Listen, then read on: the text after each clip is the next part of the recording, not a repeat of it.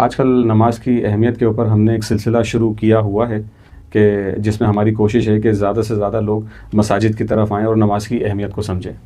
اسی کے متعلق ایک واقعہ آپ کو سناتا ہوں۔ ایک بزرگ عالم فرماتے ہیں کہ ایک دن میں مسجد میں گیا تو میں نے دیکھا کہ ایک شخص بہت ہی پریشان حالت میں مسجد کے اندر بیٹھا تھا۔ میں اس کے پاس گیا، پوچھا بیٹا کیا بات ہے، آپ کیوں پریشان ہیں، کیوں اتنے غمگین ہیں؟ تو نوجوان نے کہا کہ میں زندگی سے بہت تنگ آ چکا ہوں اور کہیں سکون نہیں ملتا، ہر طرف مشکلات ہیں، پریشانیاں ہیں، دکھ ہیں، تکلیف ہیں۔ تو بزرگ نے ان سے مسکرا کر کہا کیا تم نماز پڑھتے ہو؟ نوجوان نے شرمندگی سے سر جھکا لیا کہ روز تو نہیں پڑھتا لیکن کبھی کبھار پڑھ لیتا ہوں۔ وہ فرماتے ہیں کہ آؤ آج سے ہم ایک وعدہ کرتے ہیں کہ تم صرف 5 وقت کی نماز پابندی سے پڑھنا شروع کرو اور باقی سب اللہ پر چھوڑ دو۔ اس نوجوان نے حامی بھر لی۔ چند ہفتوں کے بعد وہی نوجوان دوبارہ ملا، مگر اس بار چہرے پہ سکون اور اطمینان تھا۔ ایسا لگتا تھا کہ جیسے کوئی اس کو خوشی مل گئی ہو۔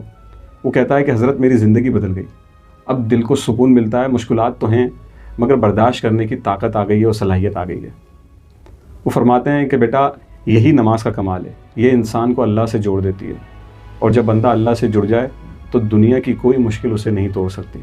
فی زمانہ اگر ہم دیکھیں تو آج ہر شخص نفسا نفسی کے اندر ہے، پریشان ہے، کوئی مال سے پریشان ہے، کوئی روزگار سے پریشان ہے۔ الغرض اگر ہم کسی کے ساتھ بیٹھتے ہیں تو وہ اپنی پریشانیوں کا ذکر کرتا ہے۔ دوستو، پریشانیاں کبھی بھی کسی کو بتانے سے آپ کی کم نہیں ہوں گی اور نہ ہی ان میں کوئی کمی آئے گی، بلکہ وہ اور بڑھیں گی۔ اپنی پریشانیوں کا ذکر صرف اللہ کی ذات سے کیجیے جو ہمہ وقت آپ کو سننے کے لیے بے قرار ہے۔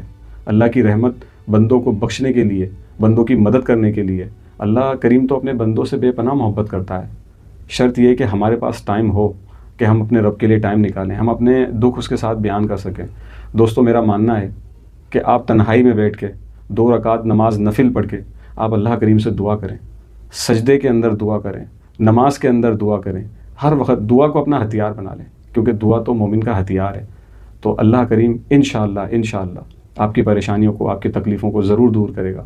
اور مومن کے لیے تو پریشانیاں، تکلیفیں تو اس کا آخرت کا سرمایہ ہیں کہ جو دنیا میں جس قدر تکلیف میں ہوگا، بیماری میں ہوگا، پریشانی میں ہوگا، یقیناً اللہ کریم اس کی مدد ضرور فرمائے گا، دنیا میں بھی اور آخرت میں بھی۔ اللہ کریم سے دعا ہے کہ اللہ کریم ہمیں اپنے رستے پہ چلنے کی توفیق عطا فرمائے، نمازوں کی پابندی کرنے کی توفیق عطا فرمائے، آمین۔